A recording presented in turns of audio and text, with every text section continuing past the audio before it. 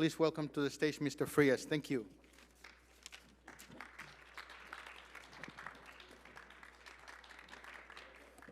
Welcome. Thank you for inviting me. I'm going to jump right into this presentation. I have a tight 10-minute timeline here, so I will get going. Just first, a little bit about Catalist. We've been around for 18 years. We compile voter files from all 50 states, plus the District of Columbia, and we've collected that over the last 18 years. And so that gives us a rich database of information about how voters have been voting over time and over space. Everybody moves. What's unique about our file and what gives our insights real power is we're monitoring folks. So when we're talking about voter registration, when we're talking about voting habits, if you voted in Arizona but then moved to California, should be the other way around. If you voted in California and moved to Arizona, we're tracking that. So I want to start with this premise that this election in 2024 is a big election, but it is our opportunity to reset and reframe the Latino narrative. And so I want you to look at this. The Cuban vote in Florida defined the Latino narrative for 24 years, for 2 decades. It was how people thought about the Latino vote. And the reality is, even in 2000, 93% of the Latino population in America was Mexican. And so when you get grounded in this, yes, we are not a monolith. But in fact, there are large majorities that we have to wrestle with and understand how that impacts our programs and our message development and how we win campaigns. So Arizona has the potential to be the Florida of 2000, reframing and resetting the narrative for the Latino vote. So here it is. This usually shocks folks. 60% of the Latino population is Mexican. The next closest is Puerto Rican. And then not only because it's a presidential election, we think of it as a national election, but it is in fact not a national election. It all comes down to your battleground states. So then when you look at the impact that the Latino voters are going to have on the presidential election, it becomes very clear. You see Arizona, Georgia, Michigan, Nevada, North Carolina, Pennsylvania, Wisconsin. Then one notable note here is obviously Pennsylvania. The majority isn't Mexican, it's Puerto Rican.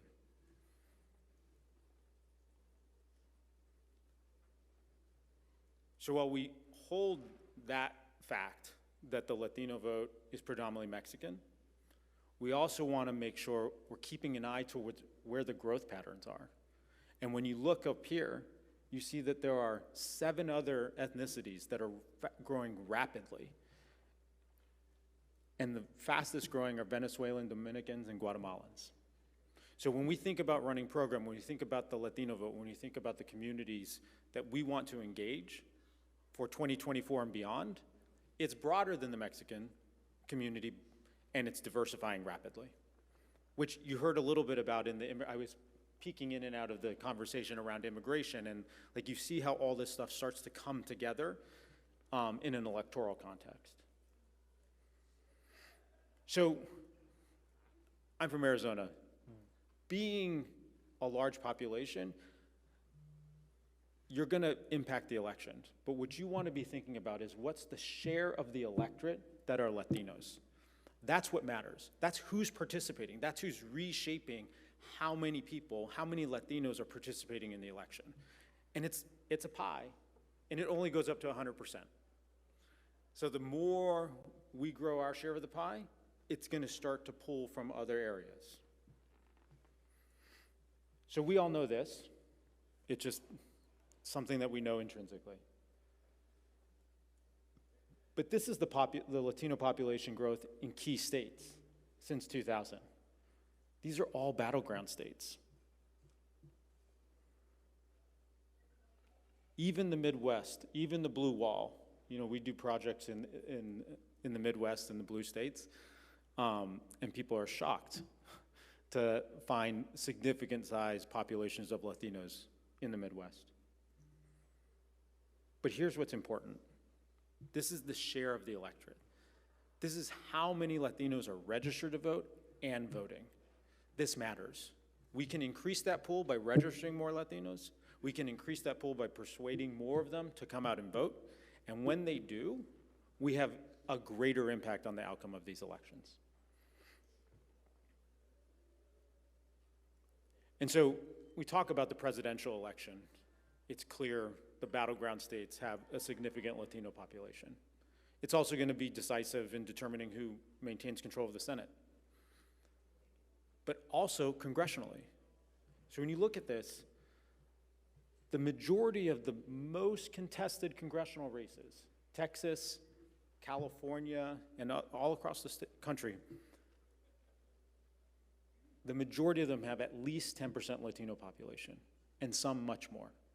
So the battleground and the battle for Speaker of the House is going to run through Latino communities. Whether or not they register to vote, they're engaged, we persuade them and turn them out to vote, will have an impact, not only at the White House, not only at the Senate, but also at the congressional level. And here's what I was talking about. When you look back even to just 2008, the Latino share of the vote nationally has grown 3%. It's the most aggressive growth that we've seen among all the groups. And it's poised to get even bigger. So what are our opportunities?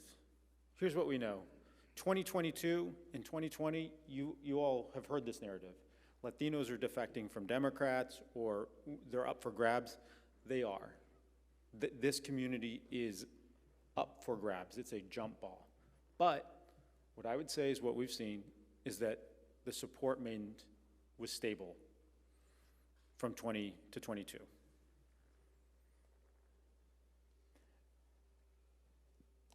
I often get this question, which is why I put this slide in.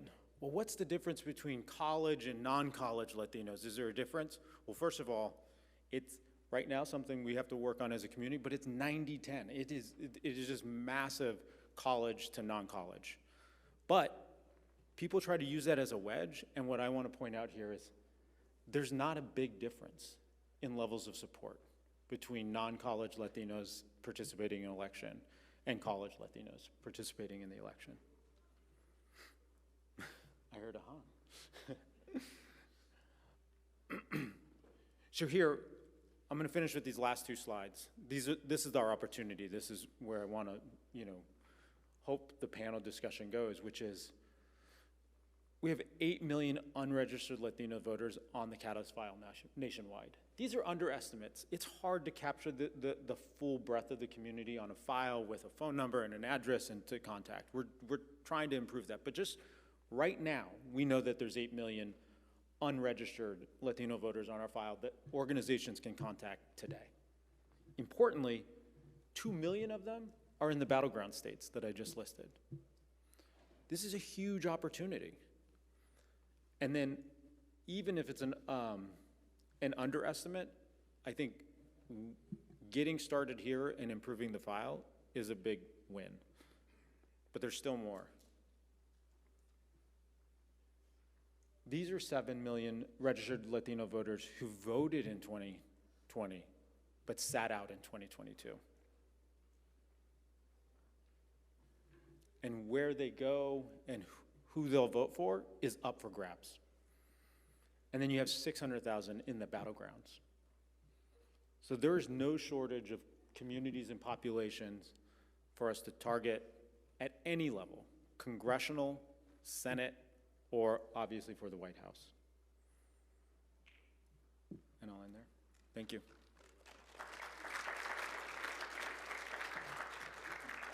Thank you so much, Michael. Michael Frias will stay on stage, and then I'm going to go ahead and introduce everybody else. I'm not going to tell you their background. I do encourage you to look it up on our website because it's very interesting. The folks are going to be coming in. We have Tyler Sterling. He's the National Mobilization Director for the NAACP. We have Marc Sandalow, which many of you know. He's a journalist and also a senior staff at UCDC here in DC. And Leslie Proll is Senior Director for Voting Rights for the Conference on Civil Rights. Please welcome them with a round of applause.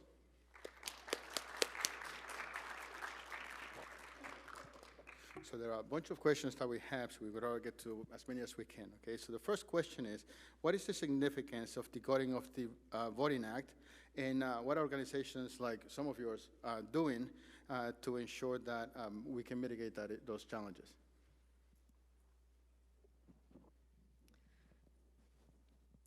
Can you hear me? Hi, everybody.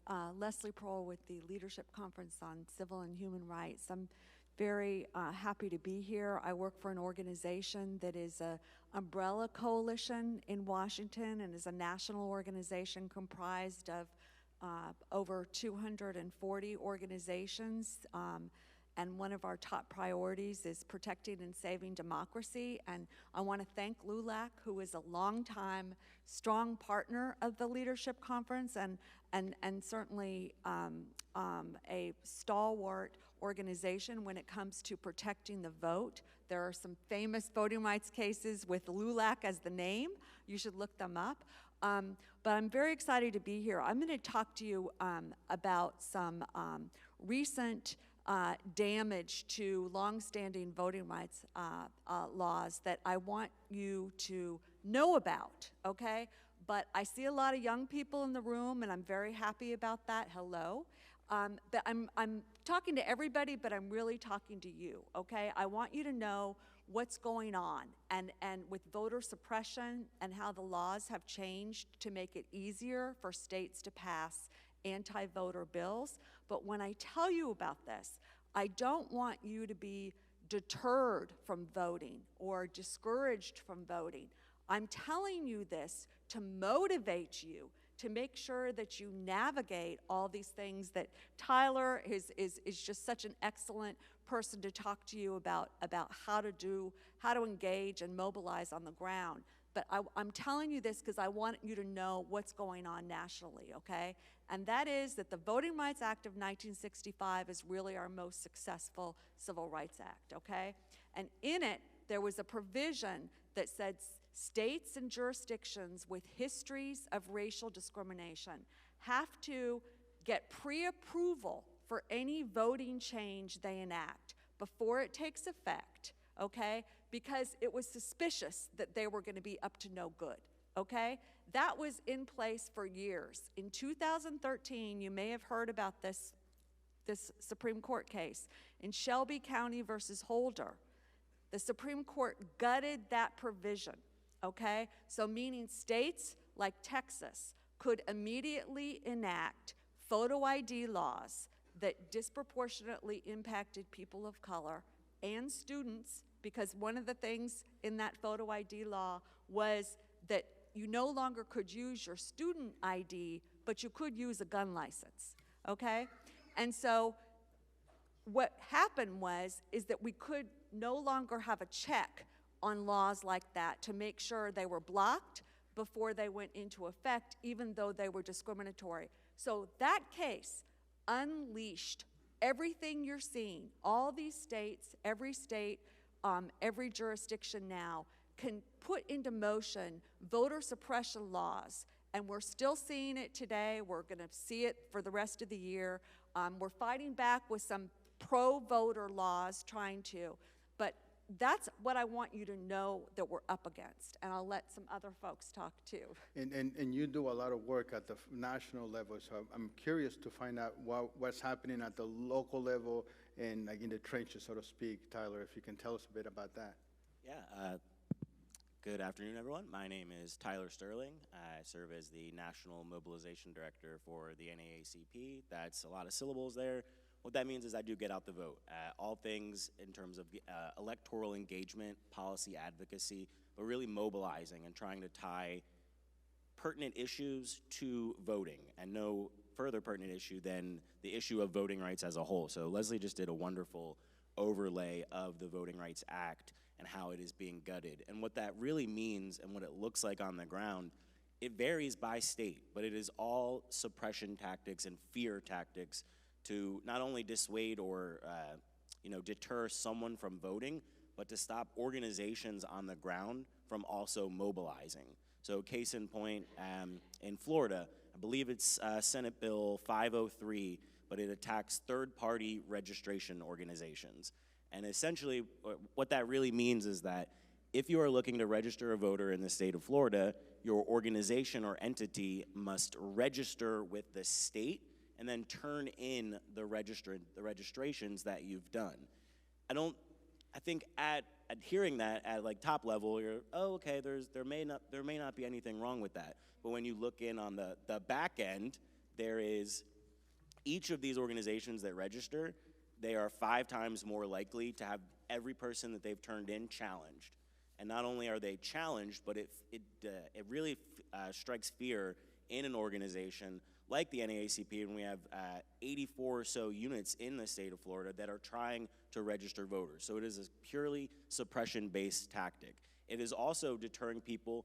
We know that there are very long lines waiting in voting, and some of that has to do with the gutting of the Voting Rights Act and polling places being taken down 72 hours before an election begins, or even not really knowing, only advertising that information on the Secretary of State's page. Some of these provisions within that Voting Rights Act really determine how as a voter, you are notified about your ability to vote. And so in the state of Georgia, there are instances with those long lines where you can no longer give water or food to an individual that is waiting in line. So not only are polling places closing, long lines are encouraging.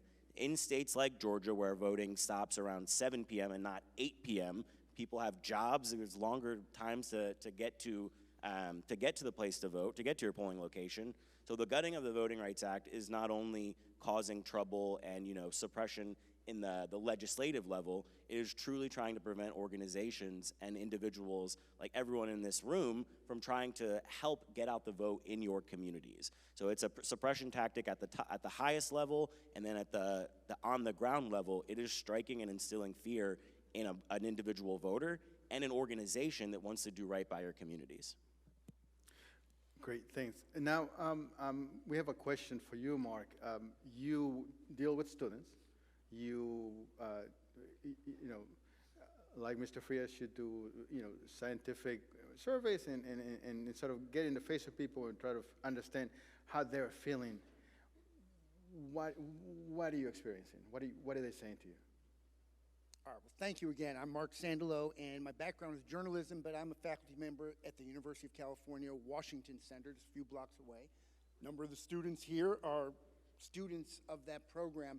So first, it's not scientific what I'm doing, because believe it or not, University of California college students tend not to be representative of all college students. They tend to be, they go from left to very left. So, okay, understanding that they're also a very diverse group.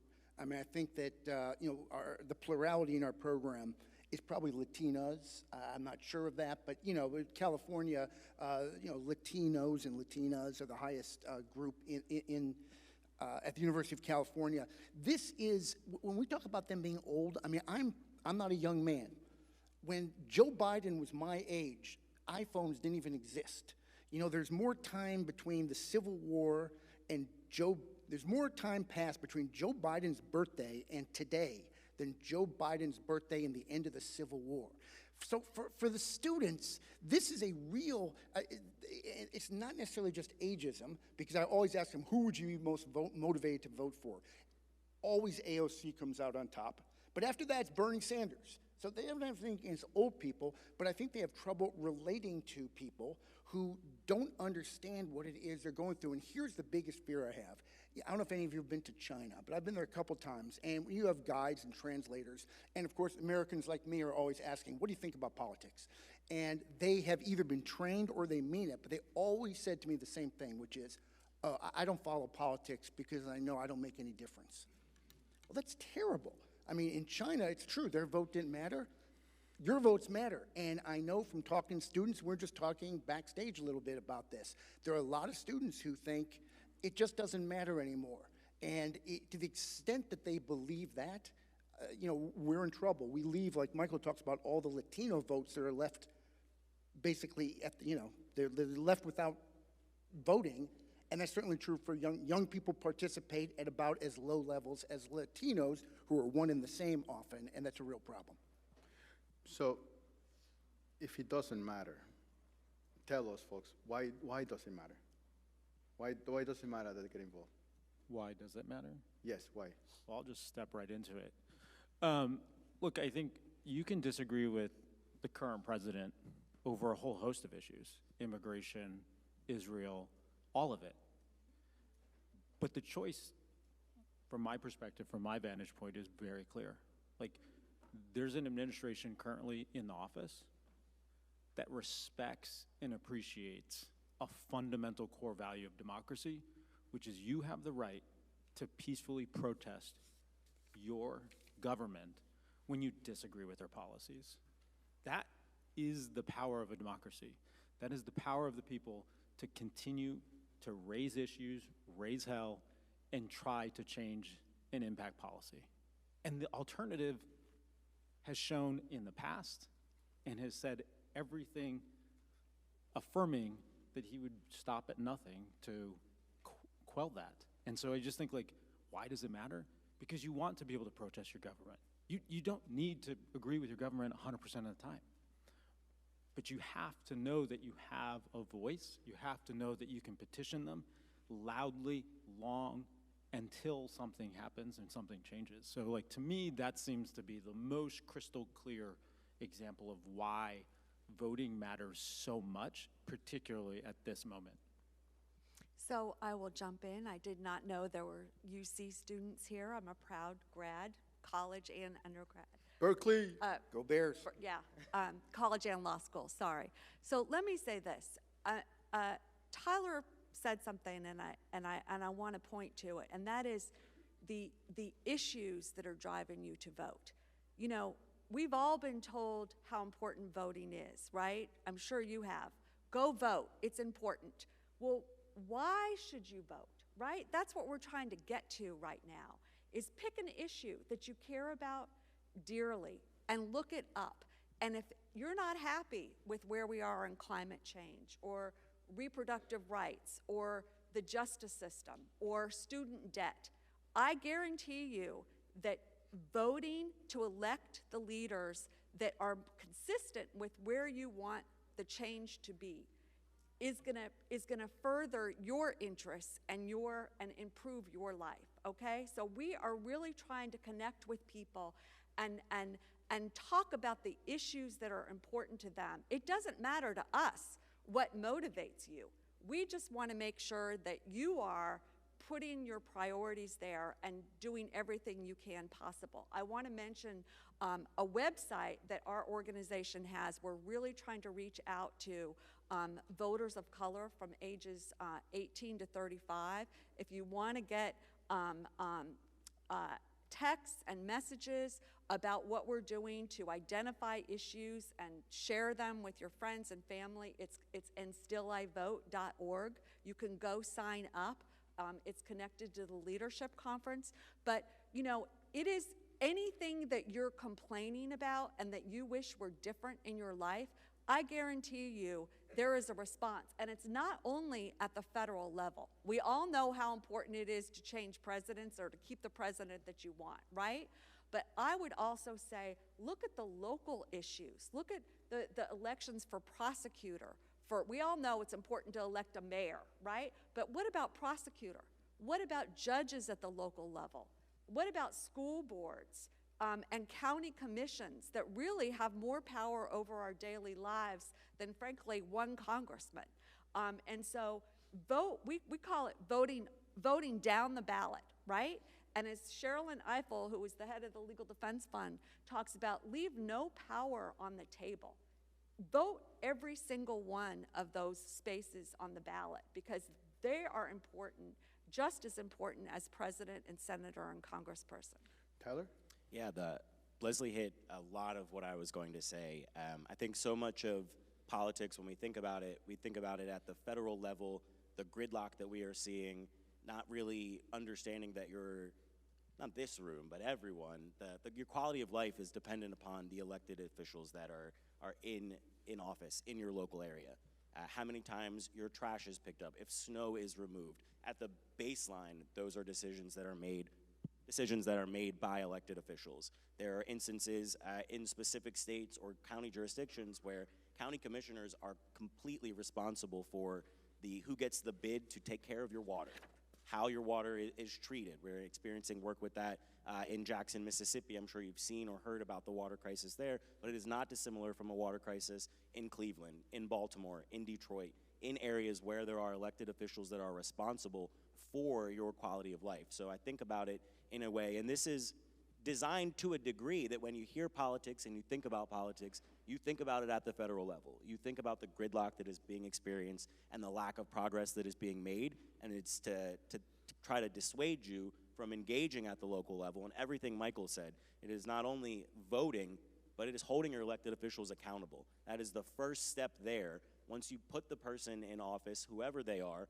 holding them accountable and really engaging in the process is how we can, how you can look at it in terms of bettering your life or your quality of life in an everyday. So it is those down ballot elections that truly, and specifically in an election year like 2024, noting who will be at the top of the ticket on either side, it is going to be those down ballot elections that drive and encourage energy into the electorate and really drive people out to vote.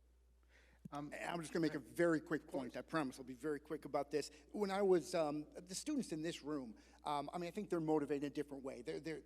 They're a self-selected group who are university students who elected to come to Washington to work for organizations. Some of them are interning for LULAC. I don't think those are the ones, but I think if you step back, the bigger problem is that, young people and the Latinos that Michael talked about who aren't showing up don't understand. When I was 21, the first election I could vote in was Ronald Reagan against Jimmy Carter. Reagan, not even close, wouldn't even think about it.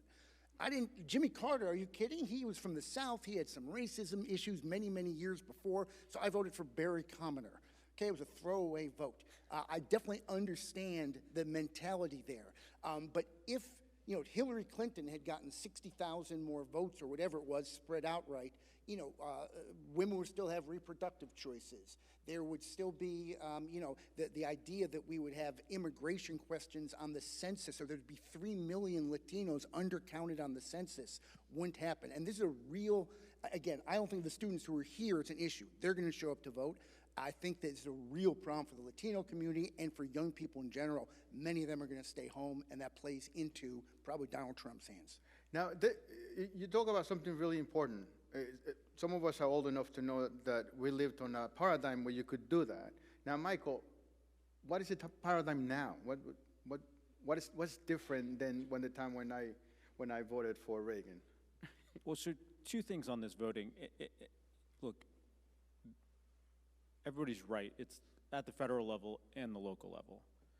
But I think too often we look at voters disparagingly. Like, if you just go vote, if you just voted, the blame game that results at the end of elections is terrible, because you actually have three options. Everybody does. Vote, for a Democrat, vote for a Republican, or don't vote. And we have to put power in people not voting. Like, organizations, political parties need to understand that it's not just a given, that there's not just this binary choice. That's one. Two, quite frankly, the thing that is the most scary about the paradigm of voting in the 80s and even in the 90s is the media information ecosystem is fundamentally broken and fractured. We are all self-selecting. The news we get, the voices we hear, the people we trust, we are self-selecting.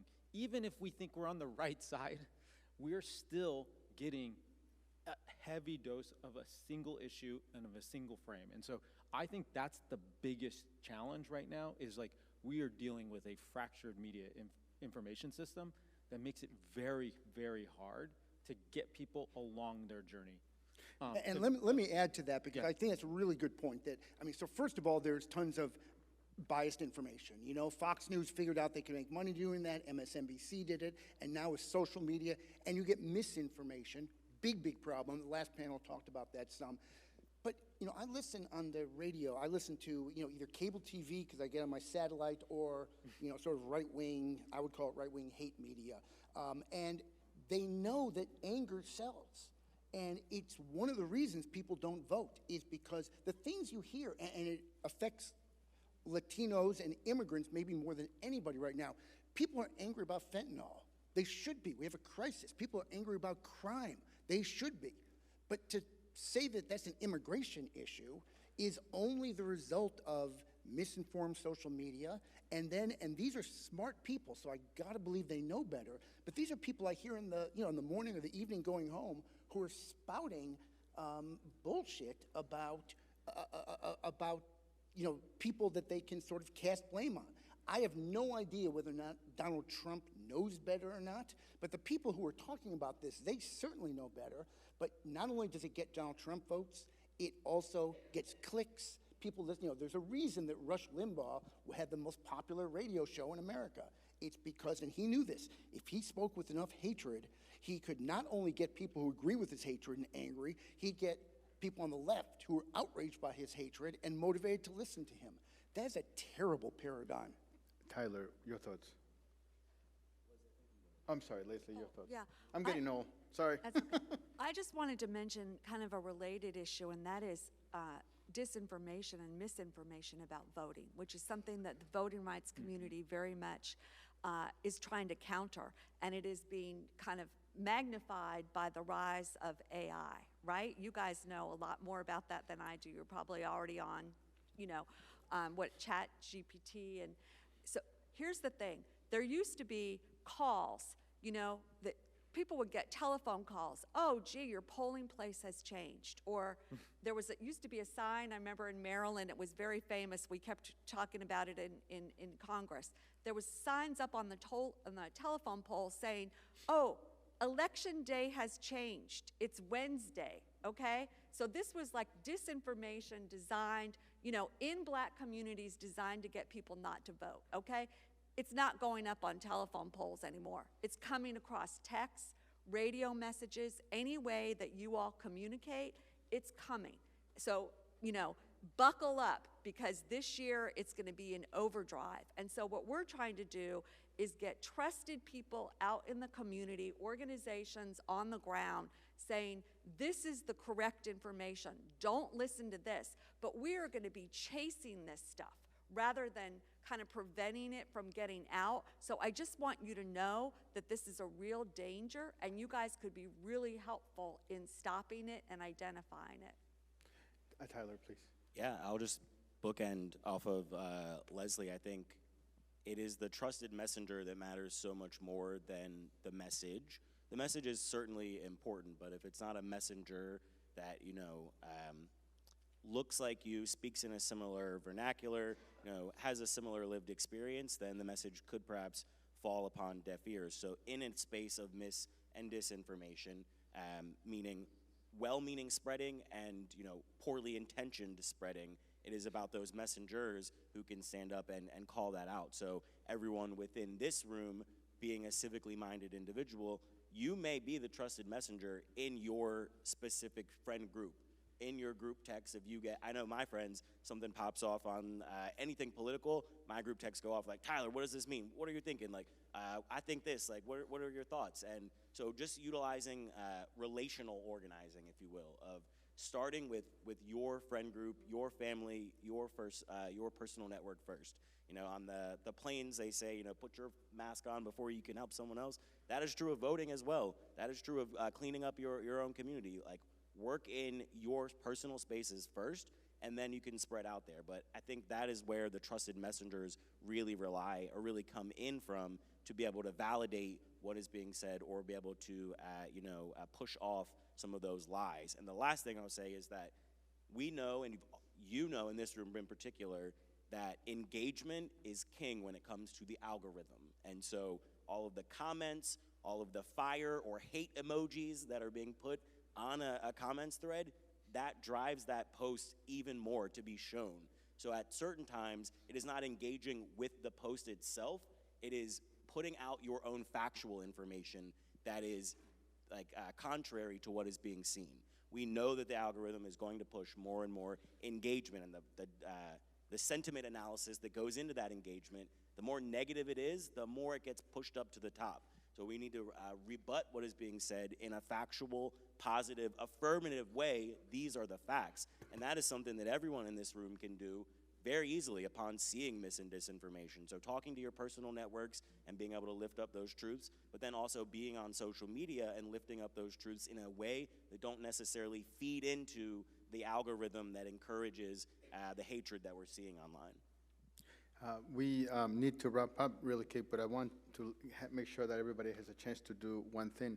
If you had a minute to tell somebody the most important thing about the work that you do or the message you need to portray, and you can never speak to anybody ever again about this, what would it be? Let's start from you, Michael.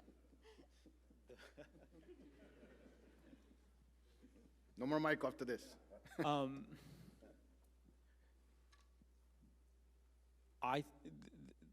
The thing that is resonating with me right now is politics was about people, what's possible, and bringing people together.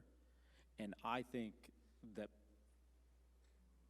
we have got to find a way to welcome more people into our coalition. People are imperfect. People are on their own journey. And when I think about my mom and dad, and I think about my 6 other brothers and sisters, they are not the person they were when they were 18 or 28 or 38 or 86. We evolve. And the thing that scares me the most is what we just talked about has the potential to grab people and pull them down forever. And how do we combat that individually? Open it up and allow people to change and get better and learn and become the people that we want them to be. Tyler? It's hard to follow. I would say that following a quote that there are, think about it in this way, that there are no permanent friends or permanent enemies when we're talking about politics and legislation. There is always an opportunity to galvanize, whether in a positive way or whether in a negative way, but there are always opportunities to bring others along on your side. And so I think knowing that elections have consequences, and whether you choose to vote or choose not to vote, there will be a result of that. And so engaging at the local level can certainly help increase your participation in an election space. So I really just want to put us in the framework of, at the NAACP, we are nonpartisan, but we are certainly not blind. We will reach across the aisle, but if someone doesn't reach back, then we've got to keep moving. And so always hold the space to what Michael is saying, to look to grow your coalition.